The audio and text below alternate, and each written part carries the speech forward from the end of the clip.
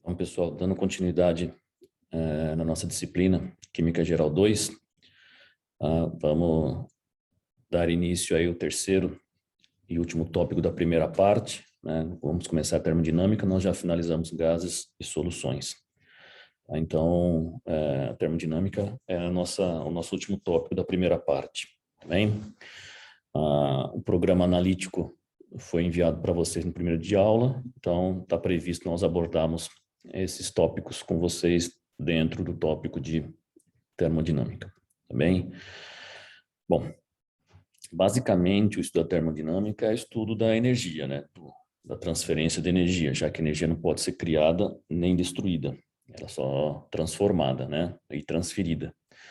Então, desde a transformação da energia contida nos alimentos que transforma, né, que produz a energia responsável pela nossa existência, na subsistência, até os outros tipos de energia, né? Energia que vem, por exemplo, do petróleo e dos seus derivados, da hidrelétrica, né? Enfim, e da energia química.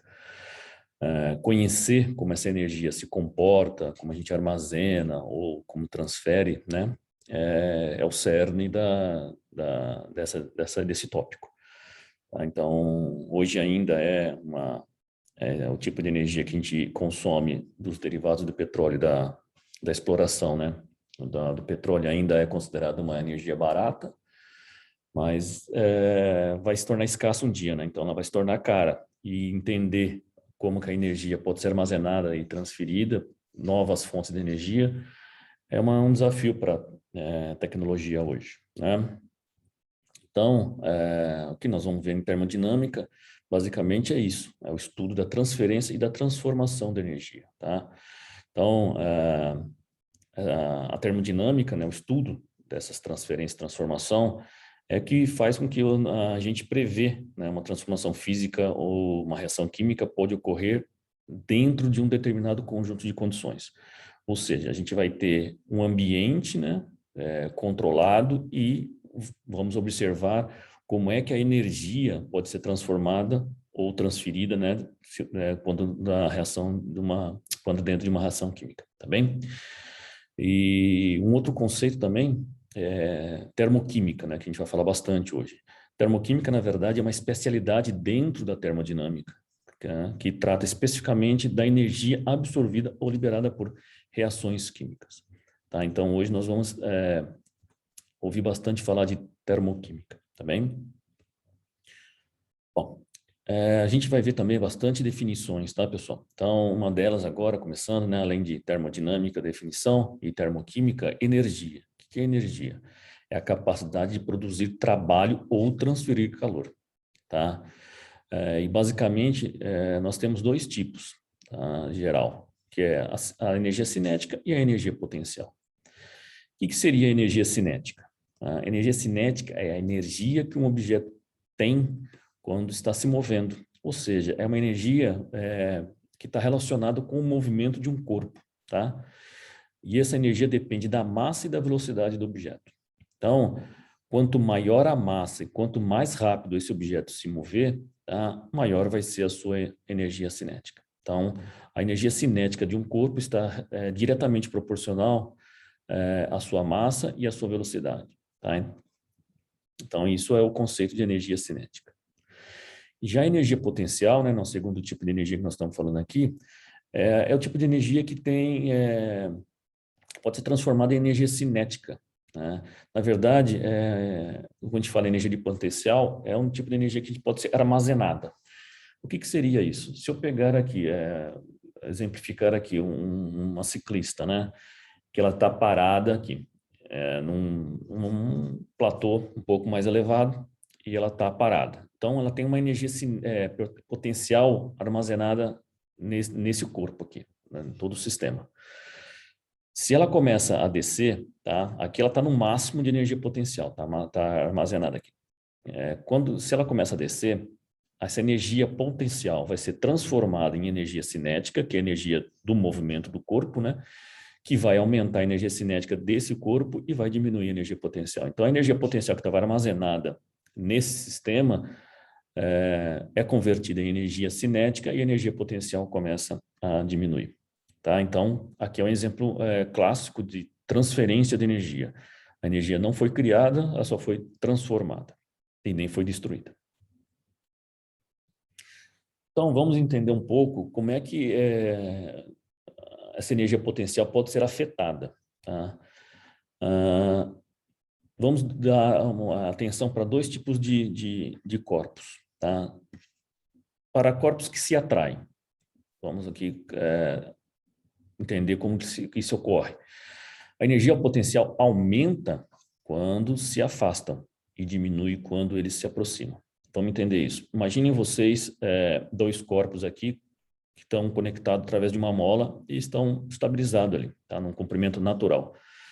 Se eu estender essa mola, né, essa bola, esses dois corpos aqui, têm a tendência de se atrair, tá? O que eu estou fazendo aqui? Eu estou aumentando a energia potencial em cima desses dois corpos aqui. Então, eles têm de se atrair. Então, quanto mais eu puxar aqui, mais a energia potencial vai aumentar, tá? Então, a energia potencial aumenta quando eles se afastam, tá? Então, esse aqui é um exemplo clássico. E aqui, no caso, dois objetos que se repelem, tá? Agora, voltando aqui. Os dois corpos no seu comprimento, acoplados a uma mola, no seu comprimento normal, tá? E eu vou comprimir esses dois corpos aqui, tá? Vou fazer com que eles se aproximem. O que eu estou fazendo aqui? Também aumentando a energia potencial aqui. Mas, o que vai fazer? Ele vai tender a se afastar, tá? Então, a energia potencial aumenta quando eles se aproximam e diminui quando eles se afastam. Então, a tendência desses dois corpos é voltar para o estado inicial. Então, eu estou aumentando a energia potencial quando eu aproximo os deles, e, né, porque eles se repelem, tá bem? Bom, então na química, pessoal, o que nós temos basicamente são atrações e repulsões entre cargas elétricas, né? Nós estamos falando aí dos elétrons e dos núcleos dos elementos. Tá? Então, os elétrons são atraídos pelos prótons, devido às cargas elétricas opostas, né? Porque os elétrons de carga negativa e os prótons de carga positiva, então eles têm uma certa atração. E os elétrons repelem uns aos outros, né? Com carga negativa, acabam se repelindo. Então, as variações nessas posições provocam variações na sua energia potencial, tá? Basicamente é o que a gente viu nos slides anteriores ali, tá? Relembrando, né, que a gente acabou de falar, que energia não pode ser criada nem destruída, só pode ser transformada ou transferida, né? Vocês vão ver aí que depende do livro que vocês estiverem lendo, tem a definição de transferida e transformada, não tem problema, tá? Ou os dois. Então, existe a lei da conservação de energia, tá? Que na verdade é a primeira lei da termodinâmica. Vamos entender como é que se faz isso. Vamos pegar um exemplo aqui, jogar uma bola de tênis. Pega uma bola de tênis e joga para cima, tá? A massa dessa bola, ela é constante, ela não vai alterar, tá? Então, para aumentar a energia cinética, né? Lembrando, estamos falando de dois tipos de energia cinética e energia potencial. Para aumentar a energia cinética dessa bola, a gente jogou ela para cima, ela está aumentando a velocidade cinética dela, tá? Ou seja, quando ela está subindo, eu aumento a energia cinética, tá? Mas quando ela está aumentando, vai chegar num ponto que a velocidade começa a diminuir e porque está começando a ter um acúmulo de energia potencial nessa bola, tá? Então, a lei de conservação de energia diz que estou aumentando a minha energia potencial e diminuindo a minha energia cinética, né? Então, a bola está subindo, vai diminuindo a velocidade, ou seja, a energia cinética está diminuindo, mas está aumentando a energia potencial, tá? Até um ponto que zera a energia cinética e está no máximo de energia potencial. Como a massa é constante, né, para a energia cinética diminuir, tem que diminuir a velocidade. Então, ela vai chegar num ponto lá no alto que ela vai parar, né?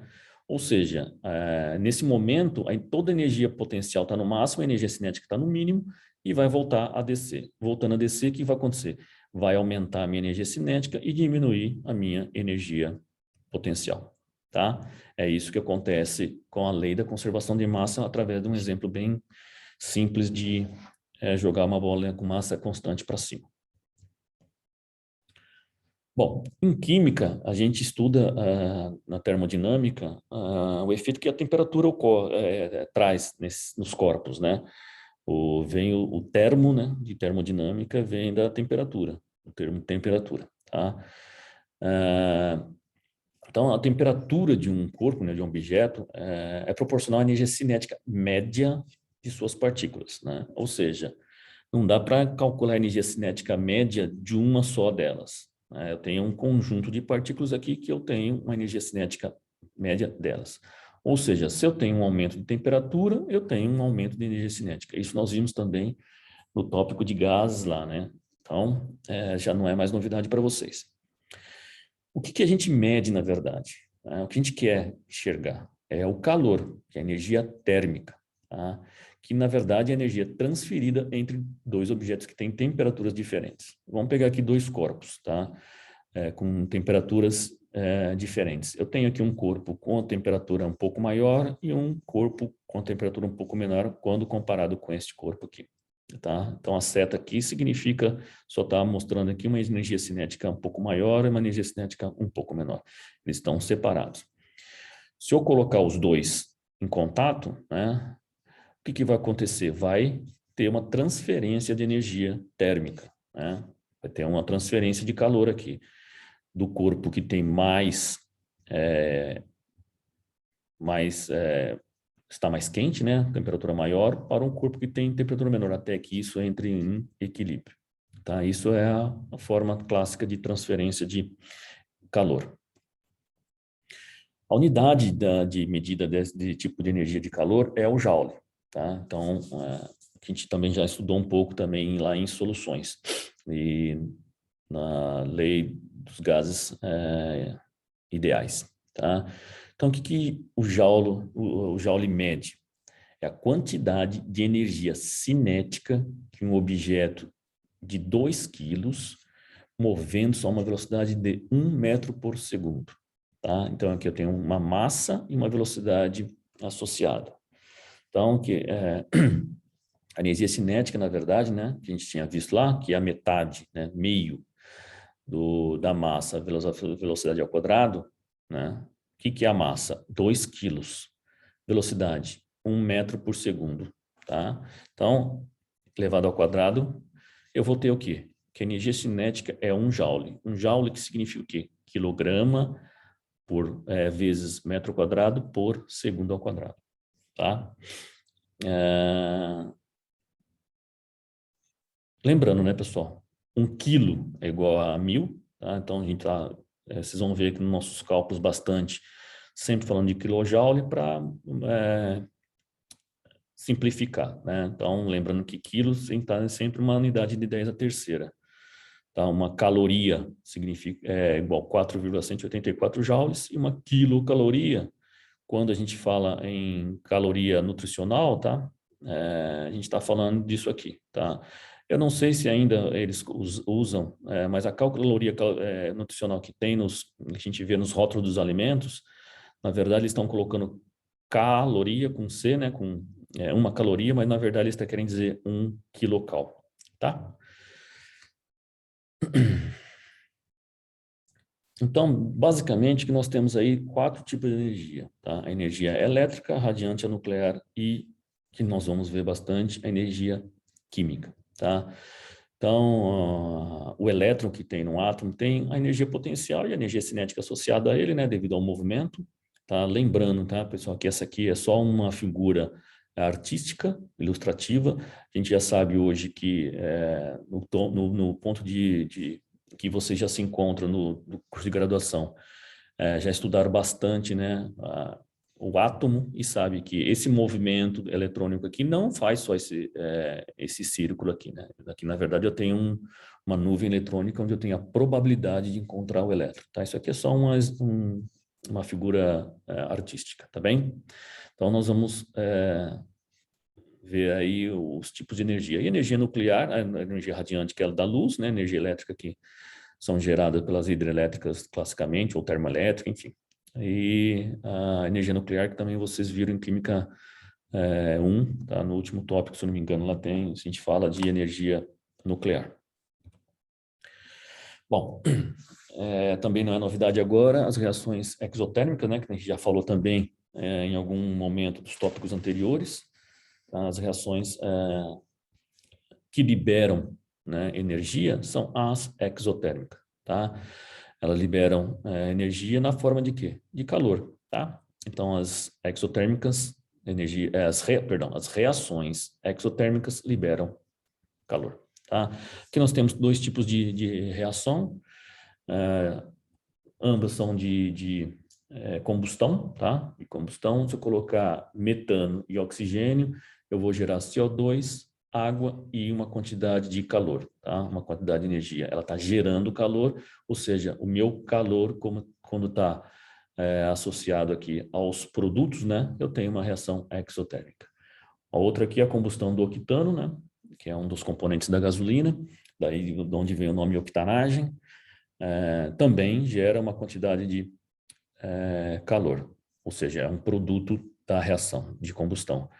Só para mostrar, para ilustrar aqui, né, uma combustão de uma molécula ou um mol de moléculas de CH4 gera 890 quilojoules e duas moléculas, né, ou 2 mols de octano gera 1,10 vezes 10 a quarta quilojoule. Ou seja, é bem maior, né, a queima de duas moléculas de octano do que a queima de uma molécula de metano, tá? Lembrando, as reações de combustão de combustíveis fósseis são exemplos familiares das reações exotérmicas, que é o que a gente usa nos motores a combustão até hoje, né? Está sendo substituído pelos motores elétricos aí, mas na verdade isso aqui é uma outra história para outro pôr do sol, tá bem? Bom, a combustão do metano, né, passa também por um processo o desenvolvimento, né, o andamento dessa reação química tem um pico de energia aqui, que é a energia de ativação. Se eu colocar oxigênio e metano presente um na frente do outro, a reação não vai ocorrer.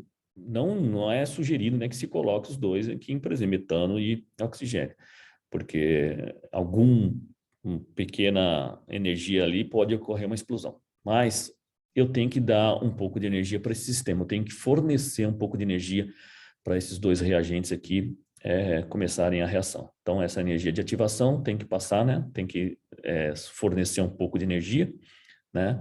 Ou seja, a energia que o sistema precisa para ser ativado, né?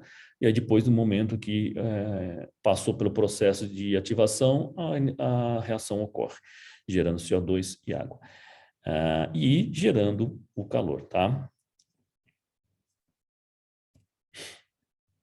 E um processo que absorve energia é um processo endotérmico, né? Um processo que o calor está nos reagentes. Ou seja, eu tenho que fornecer calor, calor está nos reagentes. Eu tenho que fornecer calor para gerar os produtos. Aqui eu tenho um exemplo, não é uma reação química, é só uma transferência de fase, né? Da água do estado sólido para o estado líquido, onde essa água do estado sólido tem que consumir uma certa quantidade de calor para gerar a água no estado líquido. Um outro exemplo que nós temos aqui é o hidróxido de bário, tá? E o nitrato de amônio. Se eu colocar os dois juntos, vai gerar nitrato de bário e amônio e água. Tá? Esse também é um processo que precisa de calor, ele retira calor do ambiente. Essa reação, se eu colocar num Erlen, né, Erlenmeyer, os dois produtos e colocar esse Erlenmeyer em cima de um pedaço de madeira úmido, a reação vai ocorrer, vai retirar tanto calor do ambiente que a umidade que está nessa madeira vai congelar, né, vai virar gelo e vai colar no frasco. Isso aqui é um exemplo clássico desse tipo de reação endotérmica, né, que eu tenho, que absorve calor do meio e não emite. Bom, vamos falar um pouco também agora um conceito, né, definição de energia interna ou, energia interna que é depende do livro que vocês estiverem lendo, traz como sendo E ou U. O que é energia interna, pessoal? Energia interna é a soma de todas as energias das partículas individuais de uma amostra da matéria. Ou seja, tudo que está envolvido num sistema, né, de estudo, todos os tipos de energia que está envolvido no sistema em estudo, nós chamamos de energia interna. Por exemplo, molécula de N2 e oxigênio, né, O2, nitrogênio e oxigênio do ar à temperatura ambiente. Deslocam-se muito rapidamente e estão em constante colisão. As moléculas giram, os átomos vibram. Esses movimentos contribuem para a energia cinética das moléculas, tá? Ou seja, contribuem para a energia interna molecular. Todas as energias cinética, potencial dessas moléculas aqui e de todas as que estão no sistema de estudo é a minha energia interna, tá? Então, o que nós estamos interessados aqui? Na mudança de energia, né? Na energia inicial e na energia final. Então, a diferença de energia, né, que seria a minha energia final e a energia inicial, na verdade, o que é? A energia dos meus produtos, né, que na verdade é o inicial, é o final da minha reação química, e a energia dos reagentes, que é o inicial da minha reação química, tá? Então, se a minha energia dos produtos for maior que nos reagentes, eu tenho que a minha energia é positiva, ou seja, ela absorve, a minha reação absorve energia, tá? Bom, ainda falando de energia interna é uma função de estado. Vocês também já devem ter visto isso em algum momento. O que significa função de estado? Função de estado é uma propriedade que o valor não depende do caminho, só depende do valor inicial e do valor final, tá? Vamos exemplificar aqui. Se eu tenho aqui, eu estou no pico da montanha, na base de uma montanha aqui, eu tenho que sair da posição A e chegar na posição B. Eu posso percorrer diversos caminhos, né? Mas vamos escolher aqui o caminho azul e o caminho vermelho. O caminho azul é aqui, um pouco mais curto, e o caminho vermelho é aqui, um pouco mais longo. Mas o meu início e o meu final é o mesmo, ou seja, o caminho que eu percorri não importa, tá? Isso que é uma função de estado. Assim, pressão, volume, temperatura e densidade também são funções de estado, ou seja, só importa o inicial e o final. A variação que houve entre o estado inicial e o estado final não importa, tá? Então, a energia interna do meu sistema basicamente é isso, tá? Eu tenho dois caminhos aqui para chegar do meu reagente para o meu produto, tá? Eu posso passar através de um caminho rápido ou um caminho em várias etapas e chegar no meu produto final, tá? O caminho que a minha reação química e os intermediários que ela gerou nesse processo não importa, só vai me importar o processo inicial, o estado inicial e o estado final. Isso é uma função de estado, tudo bem? Vamos entender agora um pouquinho do que são sistemas, tá? O sistema, na verdade, é a minha região de interesse, tá? Ou seja, o que eu estou interessado no meu estudo?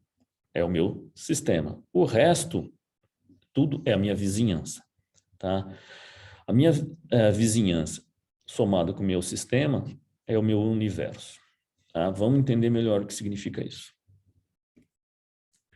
Sistema. Então, meu sistema pode ser de três tipos: aberto, fechado e isolado, tá? O sistema aberto, que está exemplificado aqui como um frasco aberto, né, com um líquido dentro. O que é um sistema aberto? O sistema aberto pode ganhar ou perder massa e energia através de suas fronteiras. Por que perder massa? Porque aqui eu posso ter um produto que evapora, né? Se ele evaporar, não tem tampa, vai perder massa. E pode ter perda de energia através, né, de transferência de calor com o meio, né? E de perda de massa também, né? Lembrando que energia cinética está relacionada com a massa. Se eu estou perdendo massa, eu estou perdendo energia através de suas fronteiras, tá bom? Então, esse é um sistema aberto. Um sistema fechado, né? O que seria um sistema fechado? É um sistema que pode absorver ou liberar energia através da sua fronteira, mas a massa é constante. Então, é um sistema que tem uma tampa, tá bem? Então, um sistema que tem uma tampa não pode perder massa, mas pode haver transferência de energia através das fronteiras, já que não está isolado termicamente, tá?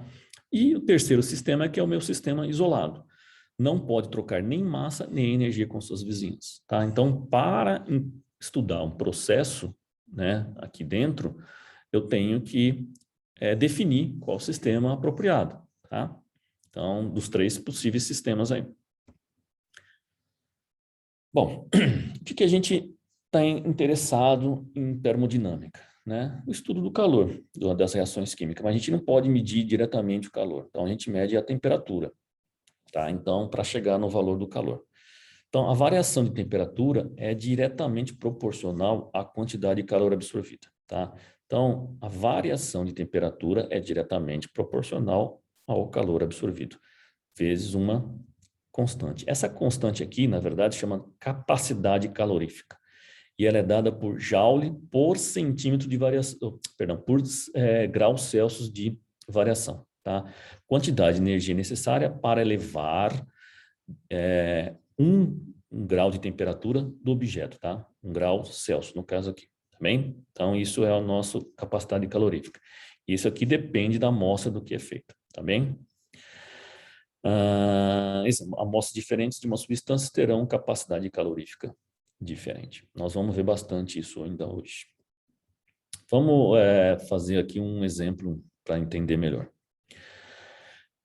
Qual é a capacidade calorífica de 10 gramas de água que absorveu energia térmica, né? Ou seja, calor de 41,8 joules, para que a temperatura elevasse de 1 grau Celsius.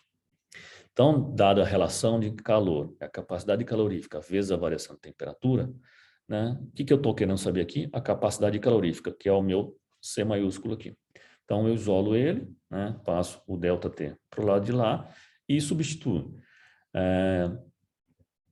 Aqui fala que a água absorveu energia térmica, que é o nosso calor. Q, né? Q minúsculo é o nosso calor, que é de 41,8 joules, dividido por a variação da temperatura. Então, no caso aqui, variou só 1 grau. Então, o meu ΔT é 1 grau. Então, a minha capacidade calorífica para esse sistema em estudo aqui, interesse, eu tenho de 41,8 joules por graus Celsius. Tá bem? Bom, aí tem uma outra classificação, a capacidade calorífica específica. Se aumentarmos em 10 vezes a massa da água, a capacidade calorífica também aumenta 10 vezes. Tá bem? Então, uma informação importante é isso aí, vocês vão ver também alguns exercícios que a gente vai fazer ainda hoje. Uma coisa que vocês vão ver, pessoal,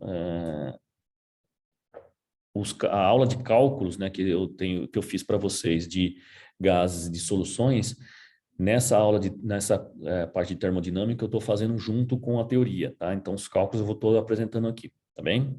Então vamos lá.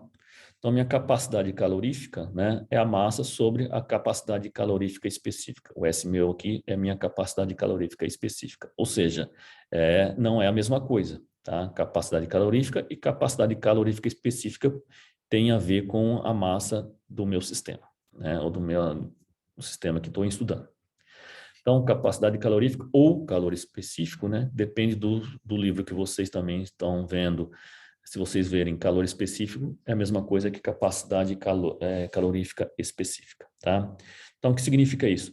Quantidade de calor necessária para elevar de 1 grau Celsius a temperatura de 1 grama de substância, tá? Então, aqui está relacionado com a minha massa, tá? E a capacidade calorífica não estava relacionado com a massa, tá bem? Vamos lá. Exemplo 2. Calcule a capacidade calorífica específica de 10 gramas de água, que necessitam de 4,18 joules de calor para que a temperatura eleve de 1 grau Celsius. Tá? Então, o que foi dado aqui?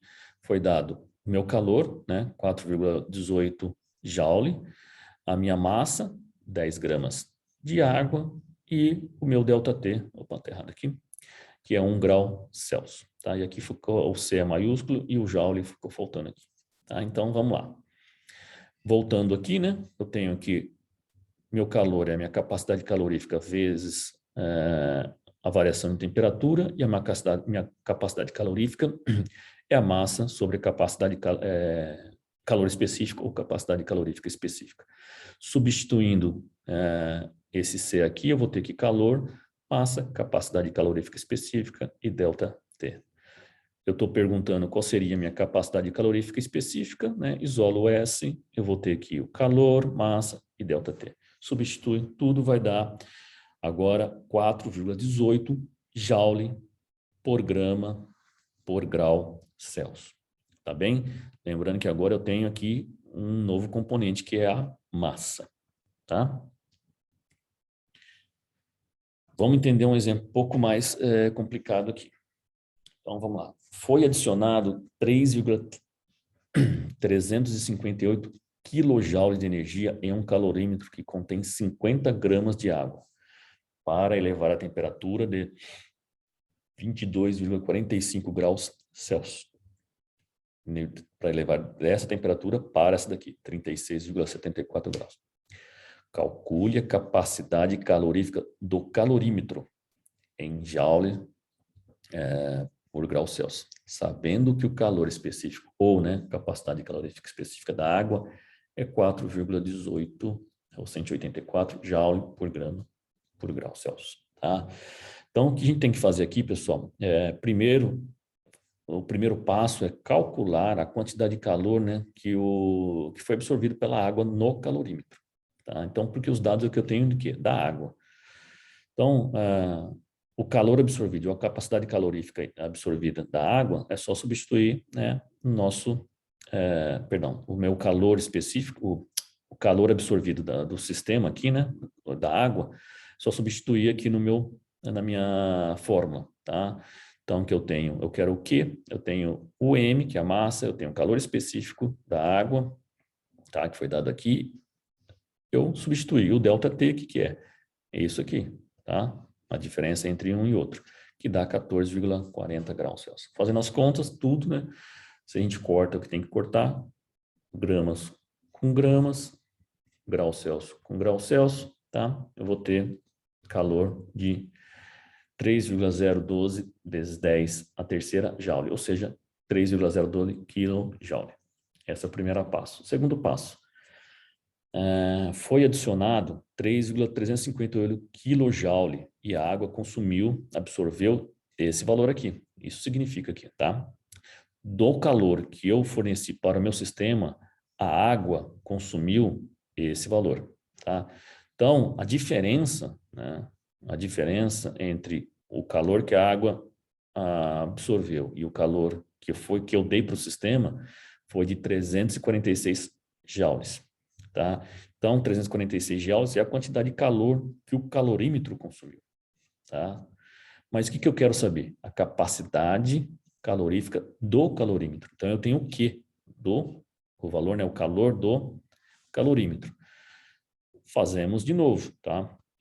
Então, temos que dividir 346 joule pela diferença de temperatura, pela a variação de temperatura, tá?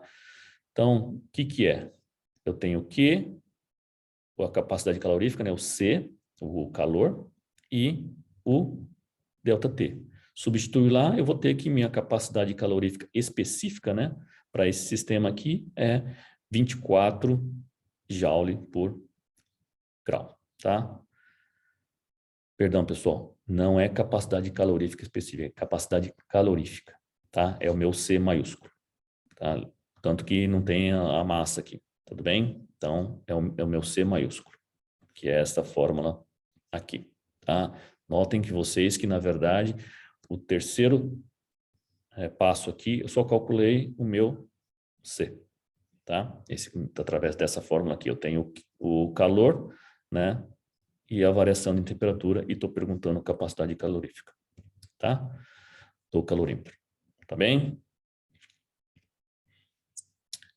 Então, nós temos aqui uma tabela com várias capacidades caloríficas específicas, tá? Lembrando, caloria específica, né? Capacidade calorífica específica, eu tenho a massa relacionada aqui, tá? Eu estou apresentando essa tabela aqui para vocês para que seja como consulta também, e a gente vai usar ela para fazer alguns cálculos ainda hoje, tá bem?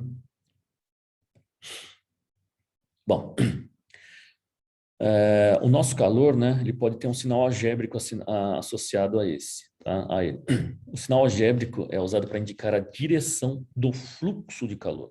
Na verdade, não é um sinal de mais ou de menos relacionado com negativo ou positivo. Na verdade, é fluxo de calor. Calor, né, que a gente está falando até agora, é a energia que é transferida de um objeto para outro, tá? Então, isso significa que o calor é perdido por um objeto e que a mesma quantidade é ganha por outro objeto, tá? Então, lembrando, né, que energia não se perde nem se cria, se transfere ou se transforma, tá? Então, no caso aqui, se alguém está perdendo, alguém está ganhando. Então, sinal positivo na frente, né, significa que o calor é ganho, tá? Sinal positivo na frente do valor de Q, do calor, significa que o calor é ganho. E sinal negativo, o calor é perdido. Então, esse cara está perdendo calor e esse cara está ganhando calor. Só para ter uma ideia assim, um pedaço de ferro quente é colocado em um becker com água fria. E o pedaço de ferro perde 10 joules de calor. E a água ganha 10 joules de calor. Tá? Basicamente é isso. O que acontece com o ferro? Perde 10 joules de calor e a água ganha 10 joules de calor. Só coloco aqui para saber de onde que é o fluxo de calor. Tá? Sinal positivo significa que o calor é ganho. Né? A água ganhou e o ferro perdeu calor. Exemplo 4. Um bloco de alumínio cuja temperatura é 71,3 graus Celsius, foi colocado em um becker, contendo 100 gramas de água, a 25 graus Celsius. A temperatura da água sobe para 27,4 graus. Qual é a capacidade calorífica do alumínio? Tá? Ou seja, aquele valor de C maiúsculo. Tenho ΔT, tenho, enfim, vários valores aqui. Vamos entender como é que eu faço isso aqui. Estou perguntando qual é a capacidade calorífica do alumínio, tá? Então, vamos lá. Primeira coisa, né? A gente tem que um ganha e um perde, né? Então, Q positivo, Q negativo. O que significa isso? Negativo, calor perdido. Negativo, calor perdido. Então, o alumínio perde calor. Quem ganha calor? A água, tá? Então, o meu Q da água, né? O calor da água, massa, capacidade calorífica e variação de temperatura. A massa foi dada, tá? A capacidade calorífica específica da água, temos aqui, tá? 4,18 joule por grama por centímetro, perdão, por grau Celsius, tá? Então, tabela para ser consultada. E a minha variação de temperatura, né, o meu ΔT, tá aqui, tá?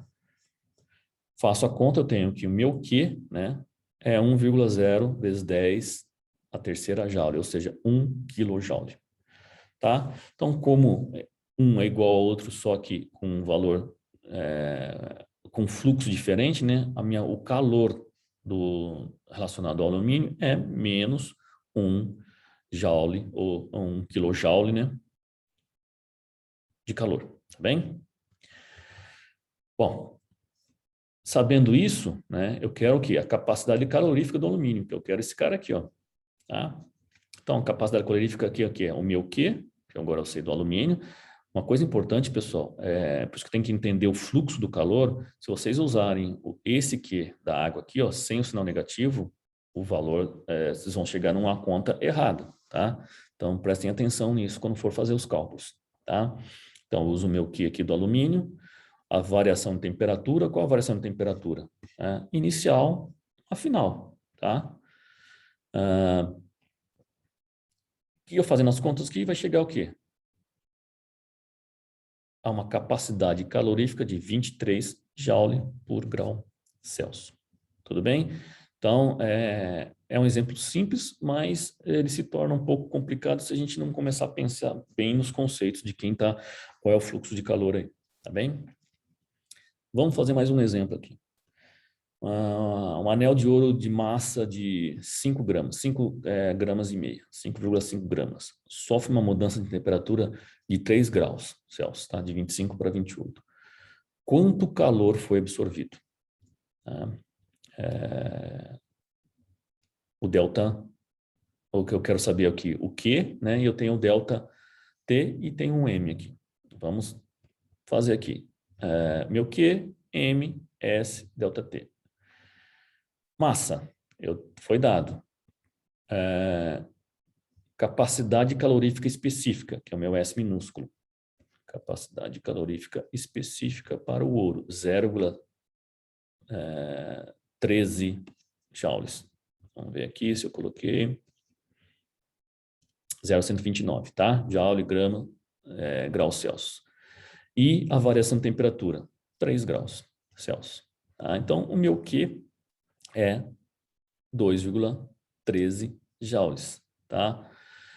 Como o Q é positivo, o anel está absorvendo calor, né? Se algum exercício pedir para vocês, verifique se o sistema está absorvendo ou liberando calor, né? Saber o fluxo do calor, vocês têm que fazer a conta e ver o valor, o sinal do Q.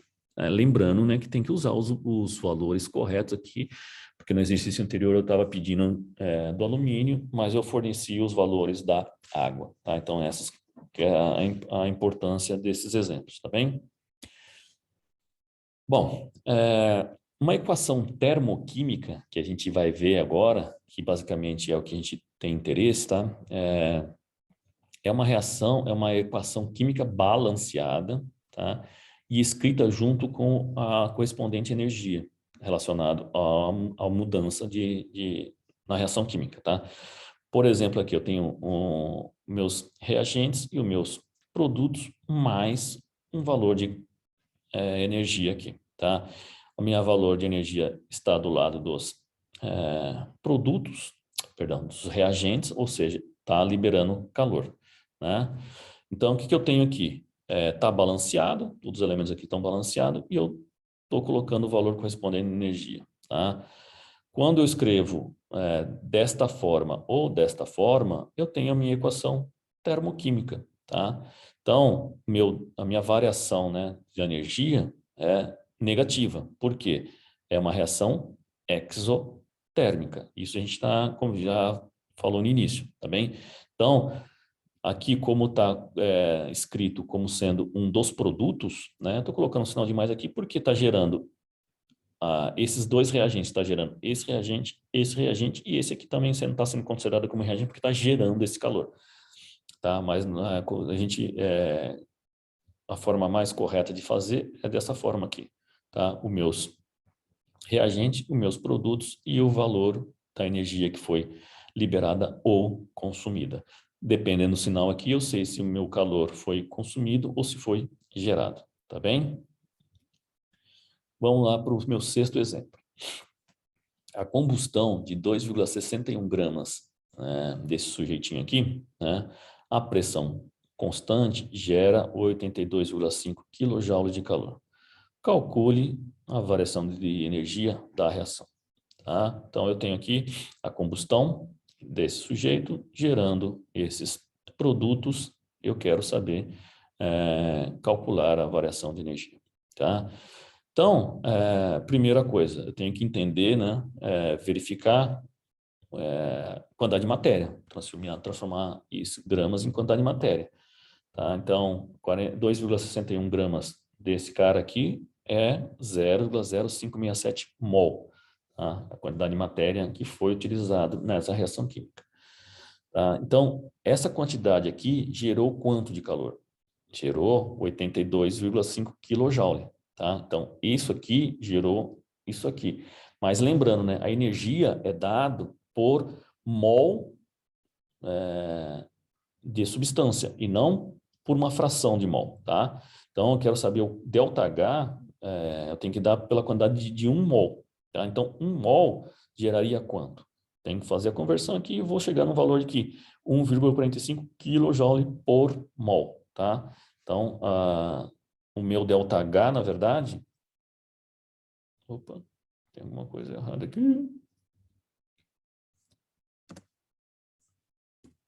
Ops, perdão. Perdão, pessoal.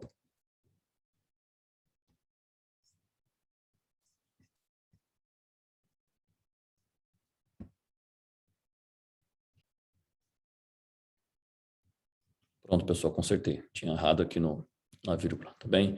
Então, voltando aqui, fazendo a conta, eu vou ter que, para 1 mol, vai gerar 1.455 kJ por mol. Se vocês colocarem ΔH como sendo isso aqui, positivo, está errado, né? Por quê? Aqui tem uma informação bastante importante. A combustão gera, né? Se gera, está liberando. Se está liberando, o meu ΔH tem que ser negativo. Então, na resposta final, vocês têm que prestar atenção, né? Então, se está gerando, eu tenho que colocar o valor negativo aqui, tá bem? Bom, entapia molar padrão de formação.